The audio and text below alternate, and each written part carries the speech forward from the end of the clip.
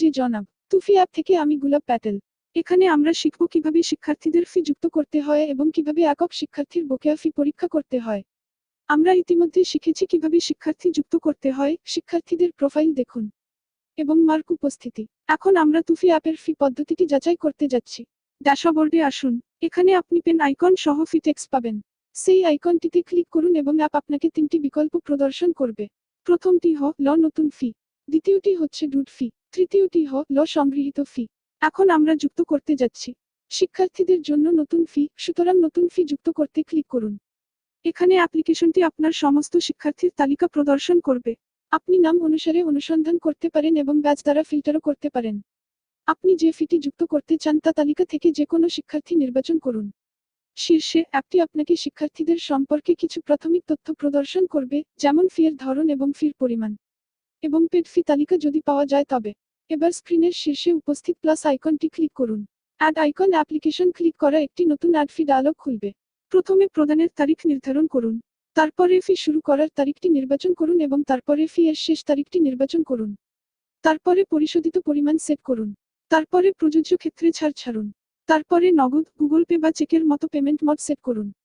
তারপরে কোনো মন্তব্য সেট করুন এবং তারপরে অ্যাড ফি ক্লিক করুন। আপনি যদি ফি যোগ করতে না চান তবে অ্যাড ফি ডায়লগের বাতিল বা আউটসাইডে ক্লিক করুন। নতুন ফি যুক্ত করার পরে সেই ফিটিতে ক্লিক করুন। এখনই ফিজের রসিদ বাটনটি উপস্থিত হবে। অন ক্লিক করুন এবং অ্যাপ আপনাকে তিনটি বিকল্প জিজ্ঞাসা করবে। প্রথমটি হোয়াটসঅ্যাপ, দ্বিতীয়টি ল না এবং শেষটি এসএমএস। তাদের যে কোনো একটি চয়ন করুন এবং অ্যাপটি আরও প্রক্রিয়া করবে। এবার আবার ড্যাশবোর্ডে আসুন। এখন আমরা আমাদের শিক্ষার্থীদের কাছ থেকে মুলতুবি ফি এবং সংগৃহীত ফি পরীক্ষা করব। আবার ফি আইকনে ক্লিক করুন এবং অ্যাপ আপনাকে তিনটি বিকল্প জিজ্ঞাসা করবে। বকেয়া ফি ক্লিক করুন। এখানে অ্যাপ আপনার পাওনা গণনা করবে এবং আপনাকে তালিকা প্রদর্শন করবে। যে কোনো প্রাপ্য ফি আইটেমে ক্লিক করুন এবং অ্যাপ আপনাকে তিনটি বিকল্প জিজ্ঞাসা করবে। প্রথমটি হোয়াটসঅ্যাপ, দ্বিতীয়টি হল অ্যাড ফি এবং সর্বশেষটি এসএমএস। আপনার প্রয়োজন অনুযায়ী এগুলির যে কোনো একটি চয়ন করুন। হোয়াটসঅ্যাপ অ্যাপ্লিকেশন ক্লিক করে শিক্ষার্থীদের জন্য মুলতুবি ফি রিমাইন্ডার স্লিপ তৈরি হবে এবং শেয়ার আইকনে ক্লিক করুন এবং অ্যাপটি সরাসরি এই স্লিপটি শিক্ষার্থীদের কাছে ভাগ করবে। লাইক আই হ্যাভ ডন ইয়ার। এখানে শীর্ষে আপনার কাছে দুটি আইকন এসএমএস এবং হোয়াটসঅ্যাপ রয়েছে। আপনি সমস্ত বকেয়া ফি শিক্ষার্থীর এসএমএস প্রেরণ করতে চাইলে আপনি তাদের ক্লিক করতে পারেন। এবার সংগ্রহ করা ফি ফাংশনটি যাচাই করা যাক। যখন আমরা সংগৃহীত ফি অপশন অ্যাপ্লিকেশনটিতে ক্লিক করি তখন আপনার জমা দেওয়া ফি প্রদানের তারিখের মাধ্যমে সাজানো হবে।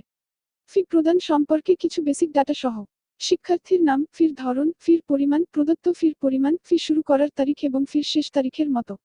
আপনি ফি আইটেম ক্লিক করে এখান থেকে ফি রসিদ পাঠাতে পারেন। তো তুফি অ্যাপে এই সমস্ত ফি পদ্ধতি। আমি আশা করতে পারি যে এখন আপনি সকলেই ফি ফাংশন সম্পর্কে বুঝতে পারছেন। ফি সম্পর্কে আপনার যদি আরও প্রশ্ন থাকে তবে আপনি সেটি নিয়ে সর্বদা আমার সাথে যোগাযোগ করতে পারেন এবং তারপরে বিকাশকারী বোতামের সাথে যোগাযোগ করতে পারেন। সুতরাং এখন বাই বাই, আবার দেখা হবে। Good night, good morning. আপনি যে সময় এটি দেখছেন। ভিডিও দেখার জন্য আপনাকে ধন্যবাদ।